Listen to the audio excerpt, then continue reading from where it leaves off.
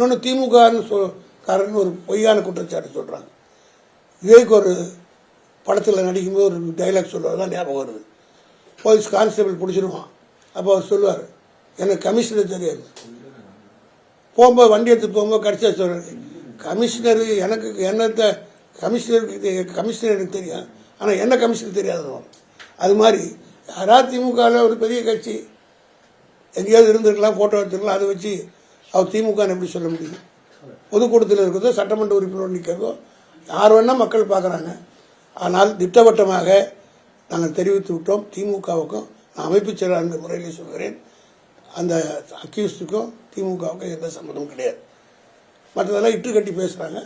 அதுக்கு நான் விவேக் சொன்ன உதாரணம் தான் சொல்ல முடியும்.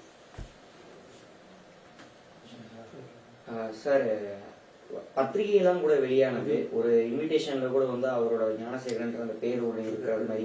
ஞானசேகரன் பராசக்தியில் இருந்தாங்க, ஞானசேகரன் குலசேகரன் வந்திருக்கு. அதனால அந்த ஞானசேகரன்றது காமன். நான் தான் சொல்லிட்டேனே, அது விவேக் சொன்ன அந்த உதாரணம் தான் பொருந்தும். கமிஷனர் எனக்கு தெரியும், ஆனால் கமிஷனருக்கு எனக்கு தெரியாது, என்ன தெரியாது. அந்த மாதிரி திமுகனுடைய பேரை யார் வேணா பயன்படுத்தலாம். ஆனால் திமுக வந்து அவங்களுக்கு அங்கீகாரம் கொடுத்துருக்கா திமுக அப்படின்னா நாங்கள் எதுக்கு வந்து நாங்கள் ஷீல்டு பண்ணோம்னா விட்டுட்டோமா திமுக காரன்ட்டு போட்டு இன்னைக்கு படம் கூட பார்த்துருக்கீங்க. அவர் கைது செய்யப்பட்டு அவர் அடிபட்டிருக்காரு, இதெல்லாம் போலீஸ் அது ஒரு நாளைக்கு பாருங்கள். இதெல்லாம் தேவையில்லாமல் இப்படி வந்து பேட்டிகள் கொடுப்பதுனால அக்யூஸ்ட் ஹெல்ப் பண்ணுவாங்க.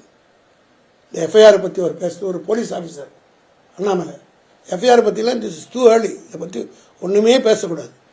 நீங்கள் சொல்கிற ஒரு கருத்தம் பின்னாடி அக்யூஸ்டுக்கு போய் ஃபேவராக முடியும். ஆனால் இன்றைக்கி இப்போ எல்லாம் பேசிடுறோம், நம்ம எல்லாருமே மறந்துடுவோம். 6 மாதம் பொறுத்து சார்ஜ் ஷீட் போட்டு ட்ரையலுக்கு கோர்ட்டில் வரும்போது 9 மாதம் ஆகும். நாட்டு மக்களும் மறந்துடுவாங்க, எல்லாரும் இந்த சம்பவம் மறந்துடுவாங்க. இதையெல்லாம் அக்யூஸ்டு ஃபேவராக வச்சு கொடுக்குற ஸ்டேட்மெண்ட்டெல்லாம் வச்சு அவனுக்கு ஃபேவராக யூஸ் பண்ணி வெளியில் வந்துடுவாங்க.